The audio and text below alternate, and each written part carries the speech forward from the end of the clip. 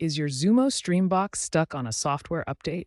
This often stems from network or storage problems. The Xumo Stream Box, while largely discontinued, still receives updates via Comcast's Xfinity. If the update process is interrupted, it can freeze. Common culprits include weak Wi-Fi, insufficient storage, or corrupted cached data. For network issues, ensure a stable connection of at least 10 megabits.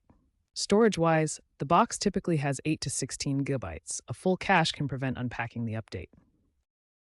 The firmware update 4.72 addresses update freezes by introducing adaptive retry mechanisms. Keep in mind that a weak network or insufficient storage prevents the update from downloading and installing correctly, leading to the stuck state. This is a very common problem with budget streaming devices. First, check your network speed in the device settings. If it's unstable, try an Ethernet connection or reboot your router. Next, clear app caches via Settings, Apps, Storage, Clear Cache, or delete unused apps to free up space. If these steps don't work, try a manual update force.